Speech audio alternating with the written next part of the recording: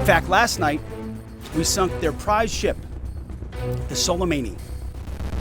Looks like POTUS got him twice.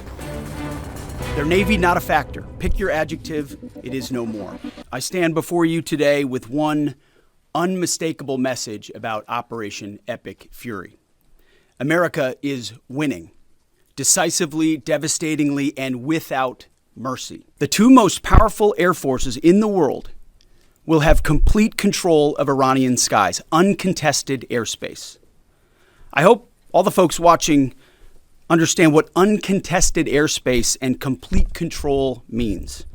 It means we will fly all day, all night, day and night, finding, fixing, and finishing the missiles and defense industrial base of the Iranian military, finding and fixing their leaders and their military leaders, flying over Tehran, flying over Iran, flying over their capital, flying over the IRGC, Iranian leaders looking up and seeing only U.S. and Israeli air power every minute of every day until we decide it's over. And as President Trump said, more and larger waves are coming. We are just getting started. We are accelerating, not decelerating.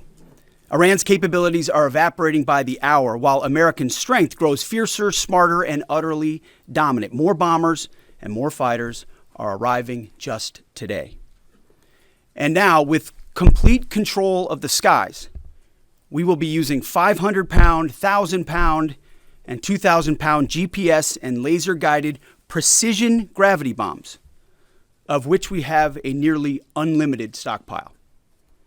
We used more exquisite standoff munitions at the start, but no longer need to. Our stockpiles of those, as well as Patriots, remains extremely strong.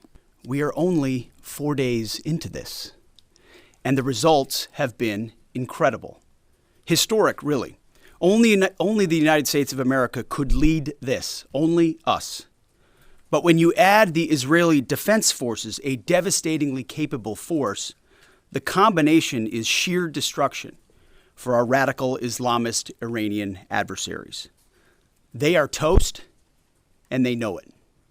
Or at least, soon enough, they will know it. America is winning, decisively, devastatingly, and without mercy. Under the direct command of President Trump, the War Department unleashed this operation early Saturday morning, just 4 days ago. Which means we need to remember two things.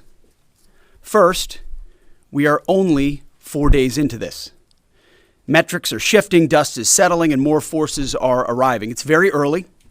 And as President Trump has said, we will take all the time we need to make sure that we succeed. The Iranian Air Force is no more, built for 1996, destroyed in 2026. The Iranian Navy rests at the bottom of the Persian Gulf. Combat ineffective, decimated, destroyed, defeated, pick your adjective. In fact, last night, we sunk their prize ship, the Soleimani. Looks like POTUS got him twice. Their Navy, not a factor. Pick your adjective, it is no more. In fact, yesterday, in the Indian Ocean, and we'll play it on the screen there, an American submarine sunk an Iranian warship that thought it was safe in international waters. Instead, it was sunk by a torpedo.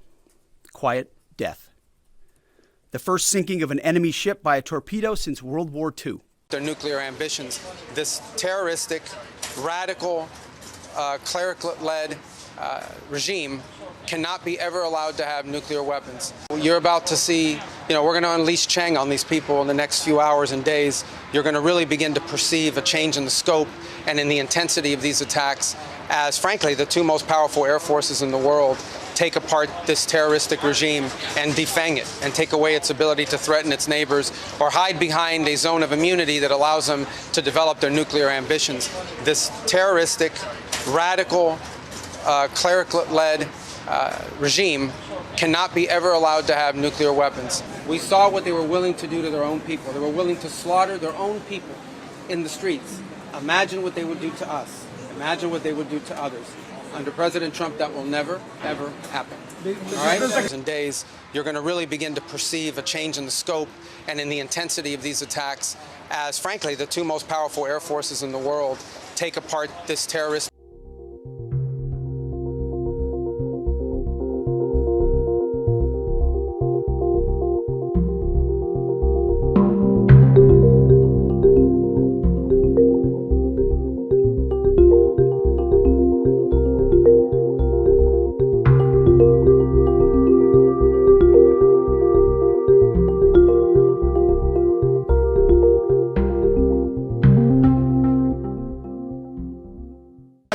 Please, guys, I can't hear them all. Yes. Yesterday, you told us that Israel was going to strike Iran, and that's why we needed to get involved. Today, the president said that No. Iran was going to get. Yeah, your statement is false. So that's not what I was asked very specifically. Were you there yesterday? Yes, I asked Okay. you a question. No, did you? Were you the one that? Because somebody asked me a question yesterday. Did we go in because of Israel? And I said, you were asking me that. That follow up, and I said no.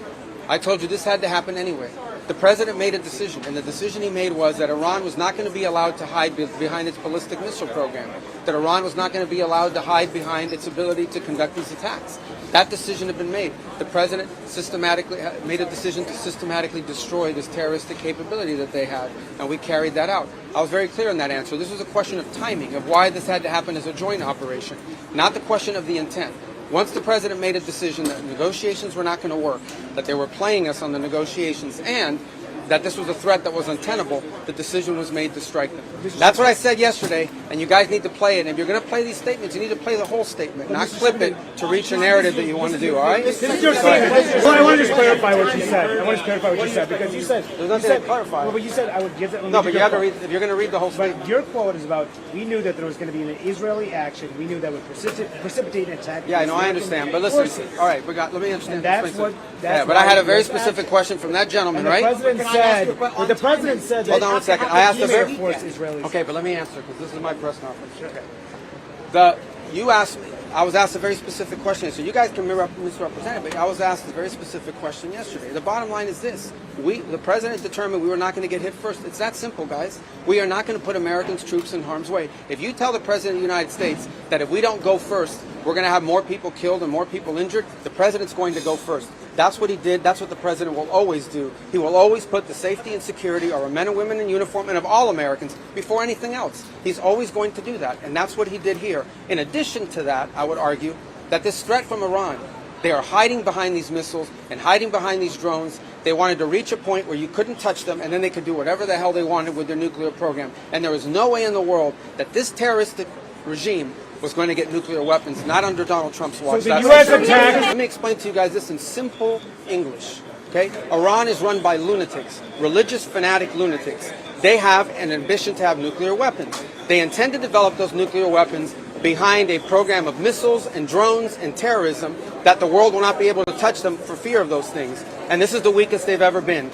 Now is the time to go after them. The president made the decision to go after them, take away their missiles, take away their navy, take away their drones, take away their ability to make those things so that they can never have a nuclear weapon. That's why the president made this decision. It was the right decision, and the world will be a safer place when these radical clerics no longer have access to these weapons. You see how they're using them now.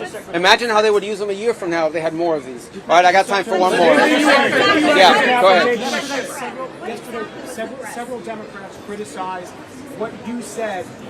Yeah, of course they could have. The question is, several Democrats criticize. They're going to always criticize. We've been doing this for years, guys. They come out. I'll tell you right now, they're going to come out after the briefing and say, we didn't hear anything. We have more questions than answers. You mark my words. But we still do these briefings. All right, guys, I got to go. Thank you.